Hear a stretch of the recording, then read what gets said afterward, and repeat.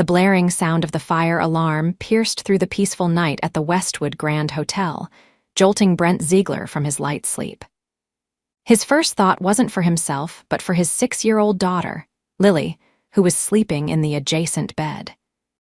In the dim red glow of the emergency lights, he could see her stirring, confused and frightened. "Daddy!" Her voice trembled as the alarm continued to wail. "It's okay, sweetheart," Brent said, already out of bed and pulling on his jeans. "We need to go outside for a little bit. The alarm is telling us to leave the building."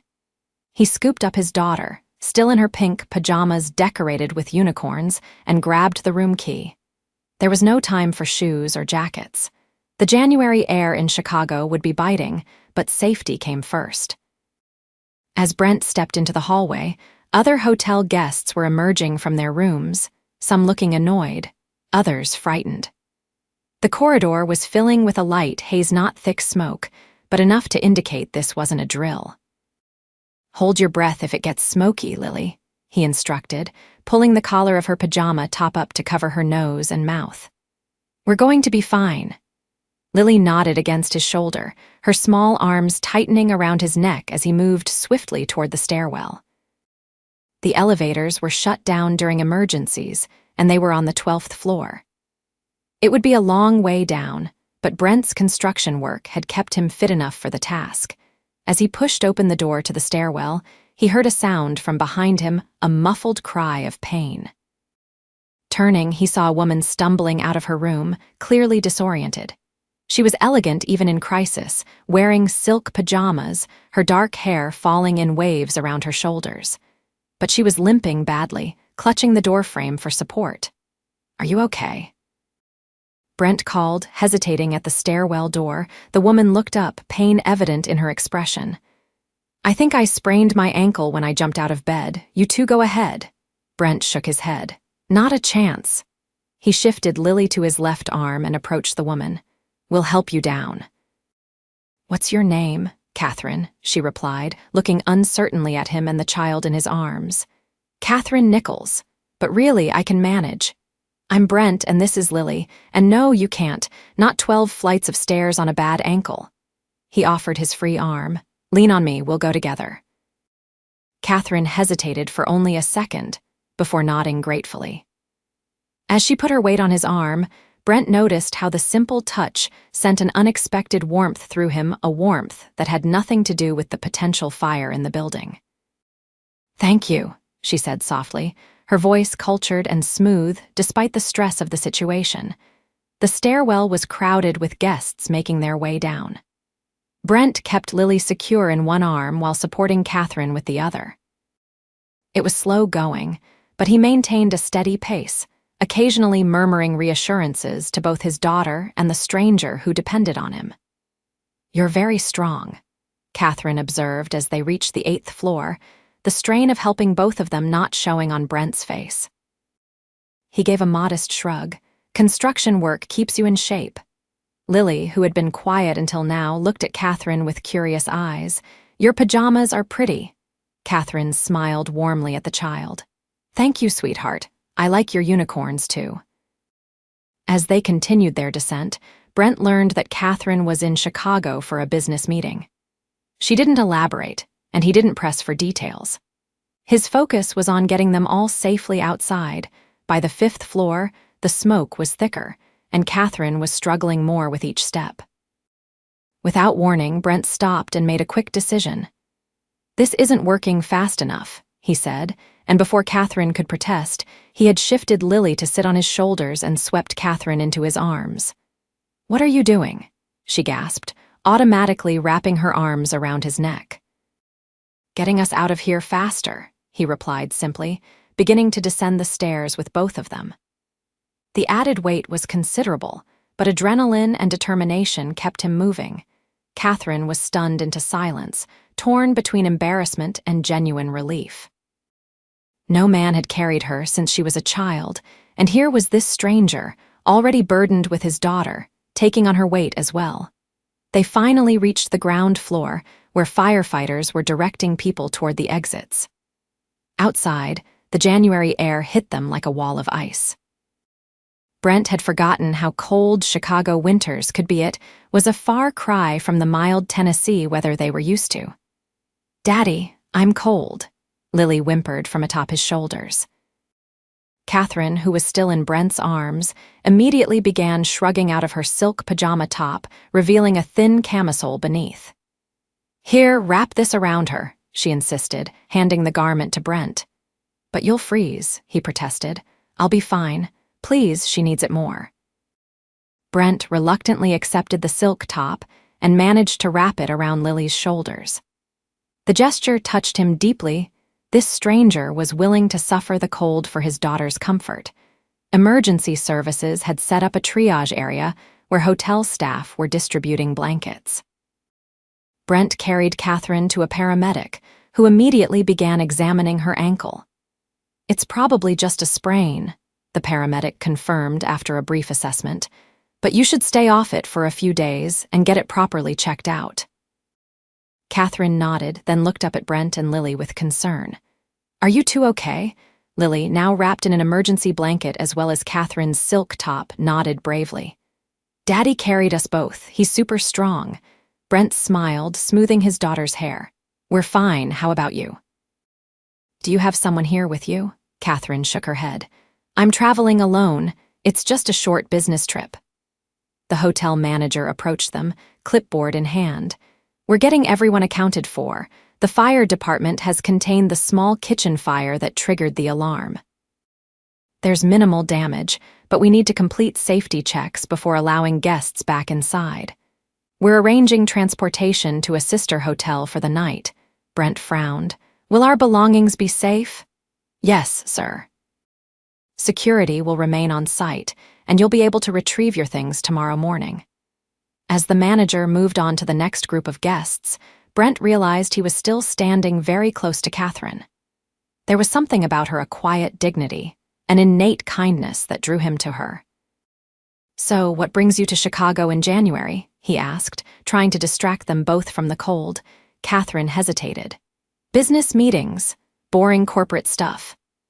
"Nothing boring about a midnight fire evacuation," Brent joked, earning a genuine laugh from her. "True. This certainly wasn't in my itinerary."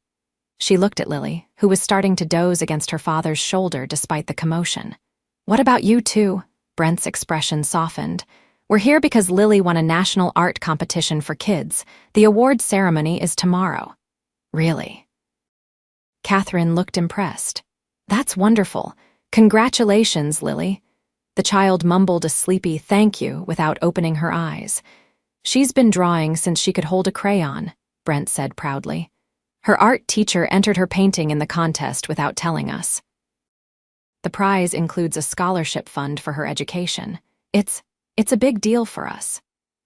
Catherine heard something in his voice of vulnerability, a hint that this scholarship meant more than just recognition of talent. Before she could respond, hotel staff began directing people toward shuttle buses. "They're taking us to the Lakeside Inn," a staff member announced.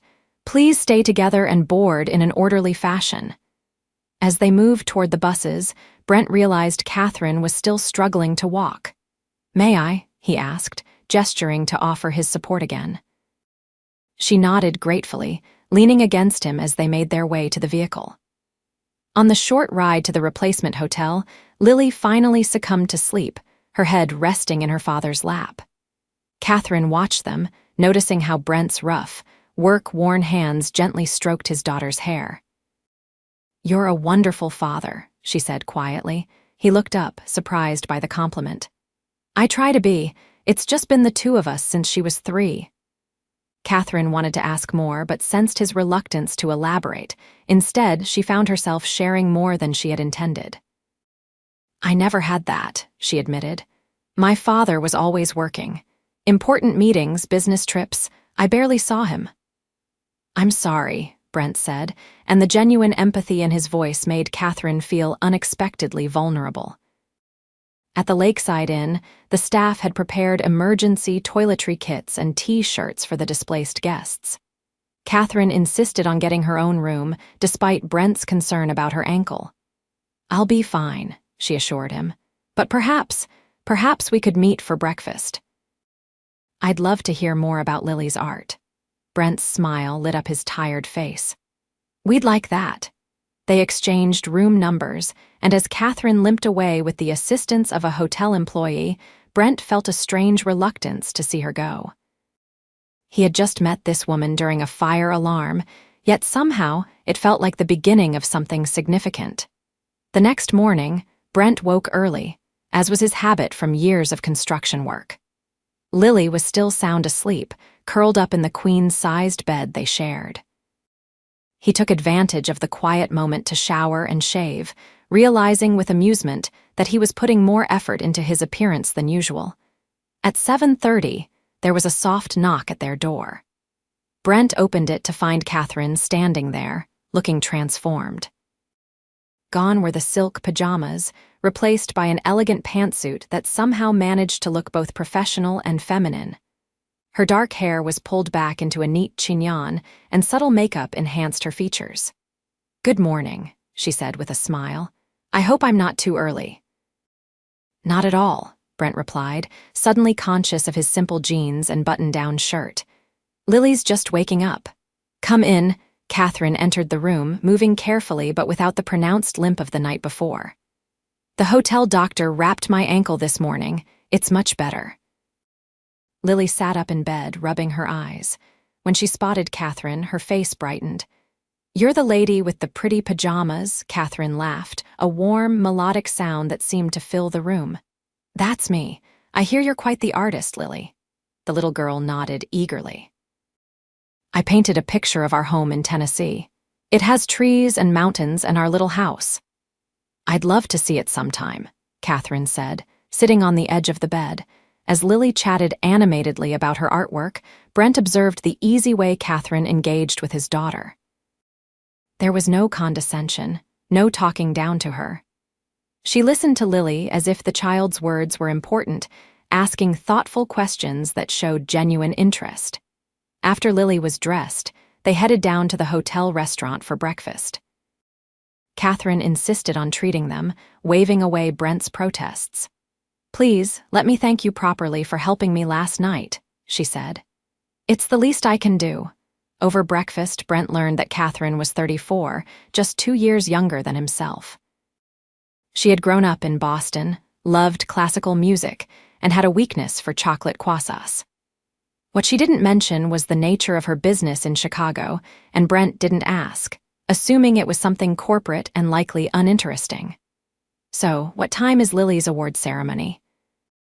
Catherine asked as they finished their meal. 2 o'clock at the Children's Art Museum downtown, Brent replied. Catherine hesitated, then asked, "Would it be inappropriate if I came? I'd love to support Lily, but I understand if it's a family thing." Lily's eyes lit up. "Please come." "You can sit with us and see my painting." Brent smiled at his daughter's enthusiasm. "We'd be honored to have you there." Catherine's face brightened. "Then it's settled. I have a meeting this morning, but I'll meet you at the museum." As she excused herself to prepare for her meeting, Brent found himself watching her leave, admiring her confidence and grace. There was something special about this woman who had entered their lives through such unusual circumstances. Later that morning, Brent and Lily returned to the Westwood Grand to collect their belongings. The hotel was operational again, the small kitchen fire having caused minimal damage. They had time to rest before heading to the museum for the ceremony. The Children's Art Museum was bustling with excited children and proud parents when they arrived. Lily's painting was displayed prominently among the winners, a colorful depiction of their modest home nestled against the Tennessee mountains, rendered with surprising skill for a 6-year-old. "It's beautiful, sweetheart," Brent said, kneeling beside her. "You captured it perfectly." Lily beamed but kept glancing toward the entrance. "Is Catherine coming?" "She said she would," Brent assured her, though he was beginning to wonder himself. The ceremony was due to start in 15 minutes, and there was no sign of her. Just as they were being directed to take their seats, Catherine appeared, slightly breathless. She had changed into a deep blue dress that accentuated her eyes, and her hair now fell in soft waves around her shoulders. "I'm so sorry I'm late," she apologized, joining them. My meeting ran longer than expected. Lily threw her arms around Catherine's waist. You came? Of course I did, Catherine replied, smoothing the child's hair. I wouldn't miss it for the world. During the ceremony, Brent found himself dividing his attention between his daughter's proud moment on stage and the woman sitting beside him. Catherine applauded enthusiastically as Lily received her award, her eyes shining with what appeared to be genuine pride. It touched Brent deeply to see someone who had known his daughter for less than a day showing such support. After the ceremony, as they stood admiring Lily's displayed artwork, a well-dressed man approached Catherine, nodding respectfully. Miss Nichols, I didn't expect to see you here, he said. Will you still be joining us for the dinner meeting tonight? Catherine smiled professionally. Yes, of course, Mr. Harrington. 7 o'clock at Le Cirque, correct? Correct, he confirmed, then glanced curiously at Brent and Lily before excusing himself. Brent raised an eyebrow. Friend of yours. Business associate, Catherine replied dismissively. Just part of why I'm in Chicago. As they left the museum, Catherine suggested they celebrate Lily's achievement with ice cream, despite the January chill. At the nearby parlor, Lily delighted in creating a sundae with multiple toppings, while the adults settled for simpler options. So, when do you head back to Tennessee? Catherine asked, absently stirring her vanilla ice cream. Tomorrow morning, Brent replied. I need to get back to work. We've been away for 3 days already. What kind of construction do you do? I run a small renovation company, mostly residential projects, kitchen remodels, bathroom upgrades, that sort of thing. He paused, suddenly self-conscious about the modesty of his career compared to whatever corporate position she likely held. It's not glamorous, but it pays the bills. Usually. Catherine tilted her head. You sound like you enjoy it. I do, he admitted. There's something satisfying about transforming spaces, making them better. And I can usually bring Lily with me to the office after school. My assistant, Paula, helps watch her while I'm on job sites. That flexibility must be invaluable as a single parent, Catherine observed. Brent nodded, watching Lily happily devour her ice cream creation. Her mother left when Lily was 3, said she wasn't cut out for motherhood or small-town life. He hadn't meant to share that, but something about Catherine made it easy to talk. I'm sorry, Catherine said softly. That must have been difficult for both of you. It was tough at first, Brent acknowledged. But honestly, we're better off. Lily deserves stability and love, not someone who resents being her mother. Catherine reached across the table and briefly touched his hand, a gesture of understanding that sent that same unexpected warmth through him.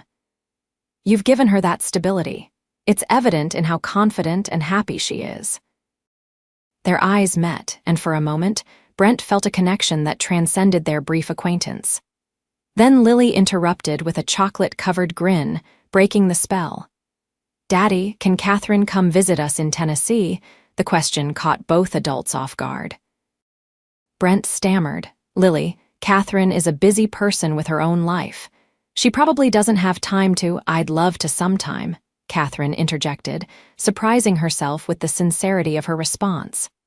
If that would be okay with your dad. Brent's heart skipped a beat. You'd be welcome anytime. As evening approached, Catherine reluctantly mentioned her business dinner. I have to go prepare, she said, genuinely disappointed, but I've had a wonderful day with you both. We have too, Brent replied. Thank you for coming to Lily's ceremony. It meant a lot to her, to us. They exchanged phone numbers, and Catherine knelt to give Lily a hug goodbye. Congratulations again, little artist. Keep painting those beautiful pictures. After Catherine left, Lily looked up at her father with wise eyes. Daddy, do you like Catherine? Brent chuckled, ruffling her hair.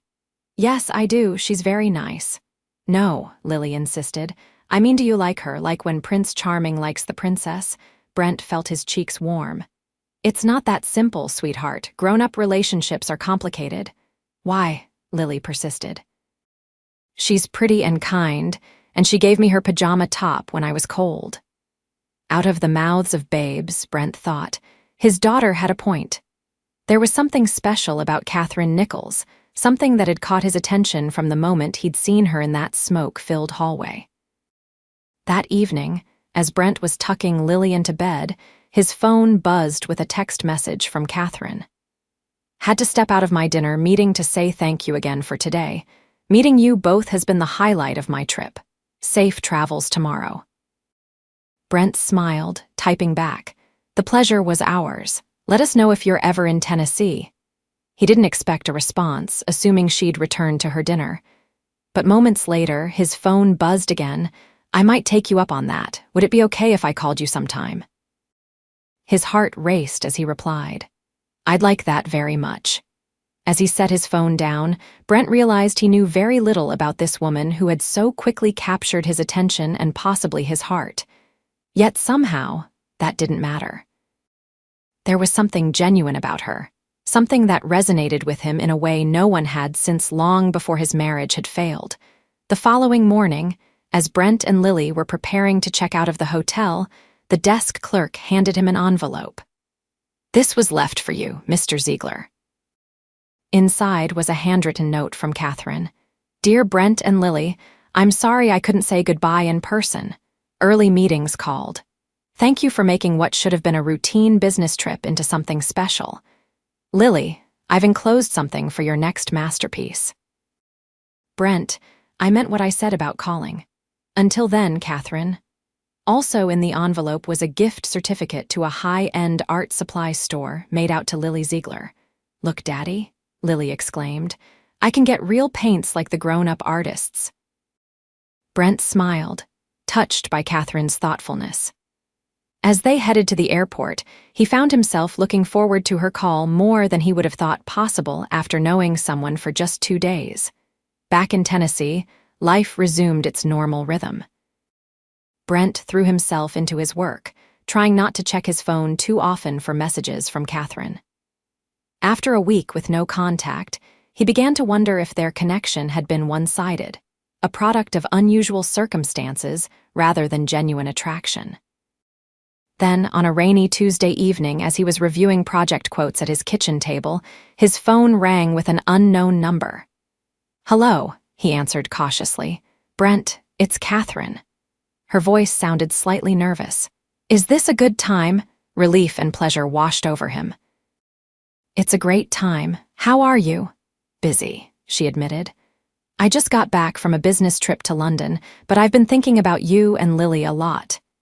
They talked for over an hour, the conversation flowing naturally from topic to topic. Catherine asked about his current projects, and he found himself describing the challenges of a historical home renovation he was working on. She listened attentively, asking insightful questions that showed genuine interest. When he asked about her work, she was vague again, mentioning corporate responsibilities and business development without specifics. Brent didn't press, assuming she found her work boring or too complicated to explain.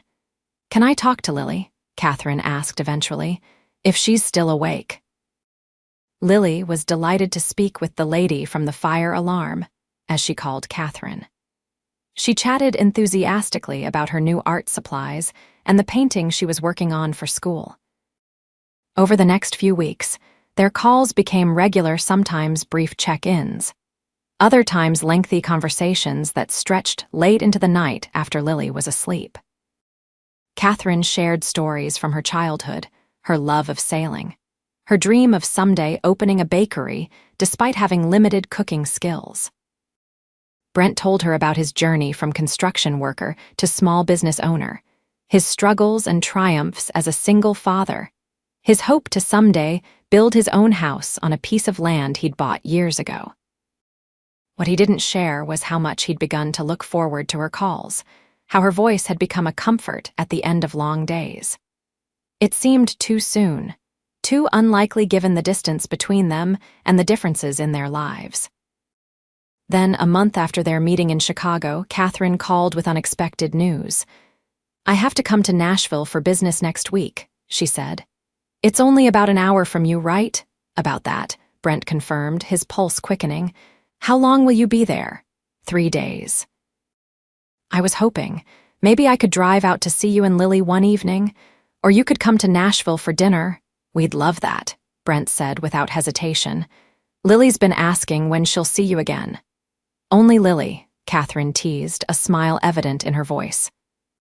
Well, her father's been wondering too, Brent admitted, pleased by her playfulness. They arranged for Catherine to visit them on her second evening in Tennessee.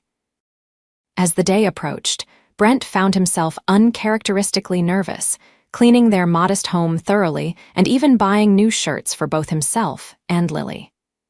Is Catherine going to be your girlfriend? Lily asked as they prepared dinner on the evening of her visit. Brent nearly dropped the salad bowl. We're just friends, Lily. She lives in Boston, remember? But you smile when you talk to her on the phone, Lily observed with the unnerving perception of children. And you changed your shirt 3 times today. Before Brent could formulate a response, the doorbell rang. Taking a deep breath, he went to answer it, Lily racing ahead of him. Catherine stood on their porch, looking even more beautiful than he remembered. She wore simple jeans and a sweater rather than the business attire he'd seen her in before, her hair loose around her shoulders. In her hands were a bouquet of flowers and a wrapped package. These are for the house, she said, handing the flowers to Brent. And this, she knelt to Lily's level, is for the artist. Lily tore open the package to find a professional quality sketchbook and a set of colored pencils that Brent recognized as far more expensive than anything he could have afforded. Thank you, Lily exclaimed, throwing her arms around Catherine's neck. You shouldn't have, Brent said quietly as they moved into the living room. That's too generous. Catherine shook her head. It makes me happy to encourage her talent. Please let me. Dinner was a relaxed affair, with Lily dominating the conversation, eager to share every detail of her life with their visitor. Catherine listened attentively, asking questions and laughing at Lily's unintentionally humorous observations about school and friends. After dinner, Lily insisted on showing Catherine her room and her art collection. As the two disappeared down the hallway, Brent cleaned up, smiling at the sound of their laughter. She's asleep, Catherine announced when she returned to the living room 30 minutes later. She asked me to read her a story, and she was out by the second page. The excitement of your visit, Brent explained, gesturing for Catherine to join him on the couch. She's been counting down the days. So have I, Catherine admitted, settling beside him. I've missed you both. The simple confession hung in the air between them, charged with meaning. Brent found himself moving closer, drawn to her in a way he couldn't explain. I've missed you too, he said softly. More than makes sense for someone I've known such a short time. Catherine's eyes met his, vulnerability visible in their depths. Does it have to make sense? In answer, Brent leaned forward and kissed her gently, a question more than a demand. Catherine responded immediately, her hand coming up to rest against his cheek as she returned the kiss with equal tenderness. When they pulled apart, Brent saw his own wonder reflected in her expression. I've been wanting to do that since Chicago, he confessed. Even when I was in those ridiculous silk pajamas with a swollen ankle, she teased. Especially then, he replied with a smile. There's something about a woman who gives up her pajama top for a child she just met that's irresistible. They talked for hours, sitting close on the couch, occasionally sharing soft kisses that felt both new and somehow familiar. As midnight approached, Catherine reluctantly mentioned her early meeting the next day. I should go, she said, though she made no move to leave. My hotel's an hour away. Brent hesitated, then offered, We have a guest room. It's nothing fancy, but you're welcome to stay. Catherine's smile was worth any momentary awkwardness his suggestion might have caused. I'd like that, thank you. The next morning, Lily was delighted to find Catherine at the breakfast table, helping her father make pancakes. The domestic scene felt so natural that Brent had to remind himself they were still virtual strangers in many ways. After breakfast, Catherine reluctantly prepared to leave for her meeting in Nashville. At the door, she knelt to hug Lily goodbye. Will you come back? The child asked plaintively, Catherine looked up at Brent, something unspoken passing between them. "If your dad doesn't mind, I'd very much like to." "Mind?" Brent laughed softly. "I'm already wondering how soon you can return." Catherine stood, her eyes holding his. "I have to go back to Boston tomorrow, but I was thinking, maybe you and Lily could visit me sometime. I could show you the harbor, take you sailing if the weather's good." "We'd love that," Brent said, surprising himself with how easily he accepted the invitation despite the financial strain such a trip would place on his budget. As if reading his mind, Catherine added, "I have plenty of frequent flyer miles from all my business trips. Let me use them for your tickets. Please." Brent started to refuse, his pride bristling, but Lily's excited gasp made him reconsider. "We'll talk about it," he compromised, walking Catherine to her rental car. Before she got in, Catherine turned to him. "Brent, there's something I should tell you about my job." He silenced her with a gentle kiss. "Whatever it is can wait, we have time." The relief in her eyes puzzled him, but he didn't press. As he watched her drive away, Brent realized that despite the uncertainty of their situation, the distance between them, the differences in their lives, he felt more hope for the future than he had in years. 2 weeks later, Brent and Lily boarded a plane to Boston, both nervous and excited about their first visit to Catherine's world. She met them at the airport, her face lighting up when she spotted them coming through the arrival gate. "Welcome to Boston," she exclaimed, hugging Lily tightly before turning to Brent with a more restrained but equally warm embrace. As they collected their luggage, Brent noticed people nodding respectfully to Catherine as they passed. One airport employee even hurried over to assist them, addressing her as Miss Nichols with noticeable deference. "You must come here often," Brent observed as they were escorted to a waiting car, not a taxi, but a sleek black sedan with a driver. Catherine looked slightly uncomfortable. "Yes, I travel frequently for work." The driver loaded their bags and opened the door for them with practiced efficiency. "Where to, Miss Nichols? Your home or the office?" "Home, please, Thomas," she replied, ushering Lily into the car's plush interior. Brent raised an eyebrow but said nothing. As they drove through Boston, Catherine pointed out landmarks to Lily, who pressed her face against the window in wonder at the historic city. When the car turned into an exclusive neighborhood and stopped before an elegant brownstone, Brent could no longer contain his curiosity. "Catherine, what exactly do you do for a living?" She took a deep breath, looking suddenly nervous. "I was going to tell you tonight, after you'd settled in." She paused as the driver opened their door. "I'm the CEO of Nichols Enterprises. We're a technology development firm specializing in sustainable energy solutions." Brent stared at her, processing this information as they walked up the steps to her home, a home that, he now realized, probably cost more than he would earn in a lifetime. "You're a CAO," he repeated, the pieces finally falling into place, the respect she commanded, her vague descriptions of her work, the business meetings, the luxury items she seemed to take for granted. "Yes," she confirmed, watching his face carefully. "I should have told you sooner, but I was afraid it would change things between us. After my divorce 3 years ago, I've been wary of people who are interested in my position rather than me." As they entered her home, a stunning space with high ceilings, tasteful art, and clearly expensive furnishings, Brent felt a momentary panic. What was he doing here? How could he, a small-town contractor struggling to make ends meet, have anything to offer this accomplished, wealthy woman? Lily, oblivious to the tension, exclaimed over the grand piano in the living room. "Can you play, Catherine?" "A little," Catherine admitted. "Would you like me to teach you a simple song?" As Lily eagerly sat beside Catherine on the piano bench, Brent took a moment to collect his thoughts. The woman gently showing his daughter how to play "Twinkle, Twinkle, Little Star" was the same person who had given up her pajama top in the cold, who had listened to his stories about construction problems with genuine interest, who had laughed at his jokes and shared her dreams with him over late-night phone calls. Her job title and bank account didn't change any of that, When Catherine glanced up and caught his eye, the uncertainty in her expression tugged at his heart. He crossed the room and sat beside them at the piano. "So, CAO," he said lightly, "do you still want to teach this struggling contractor how to sail tomorrow?" The relief that washed over her face was answer enough, but she said it anyway. More than anything.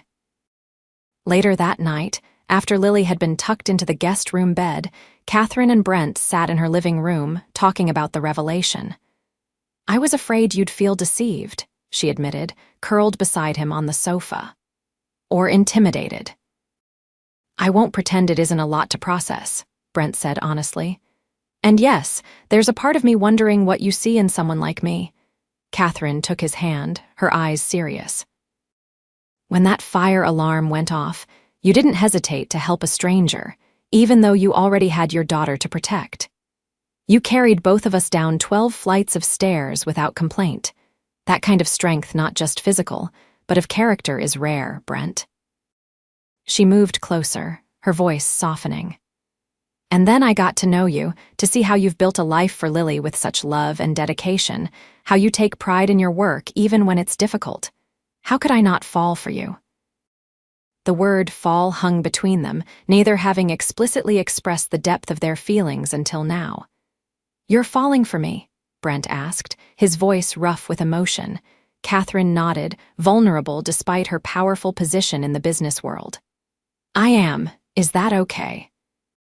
In answer, Brent pulled her into his arms, his kiss conveying everything words couldn't: his admiration, his desire, his own falling. The weekend passed in a blur of new experiences. Catherine took them sailing in the harbor, showed them historic sights around Boston, and introduced Lily to her favorite ice cream shop. Watching Catherine with his daughter patient, kind, genuinely interested in Lily's thoughts and feelings, Brent felt the last of his reservations melt away. On their final evening, as Lily slept peacefully after their busy day, Brent and Catherine stood on her rooftop terrace, overlooking the city lights. "I don't want to go back tomorrow," Brent admitted, his arm around her waist. "Then don't," Catherine said impulsively. "Stay longer." He smiled ruefully. "I have jobs scheduled, clients waiting, and Lily has school." Catherine nodded, understanding the responsibilities that defined his life. After a moment, she said, "What if I came to Tennessee more often? I could work remotely some days. My company has a satellite office in Nashville I could use when necessary." "You do that?" Brent asked, touched by her willingness to accommodate his life. For us?" She gestured between them. "Absolutely." As they stood there under the stars, Brent realized that what had begun with a fire alarm in a Chicago hotel had become something neither of them had expected: a chance at love, at family, at a future together. 1 year later, Catherine stood in the freshly completed kitchen of Brent's dream house, the one he'd built on his land with his own hands, with some financial backing from his now wife. Lily, now 7, was setting the table for their first dinner in their new home, chattering about the mural she planned to paint in her bedroom. "Happy?" Brent asked, coming up behind Catherine and wrapping his arms around her waist, his wedding ring catching the late afternoon sunlight. "Incredibly," she replied, turning in his embrace to face him. "Who would have thought a fire alarm could lead to all this?" Brent smiled, thinking of that night, how he'd carried a limping stranger down 12 flights of stairs, never imagining she would become the center of his world. Sometimes the best things come from the most unexpected beginnings. As Lily called them to dinner, Brent and Catherine joined hands, stepping forward together into the life they'd built: a life that had started with a blaring alarm, a sprained ankle, and a struggling dad who had no idea he was leading his future wife to safety.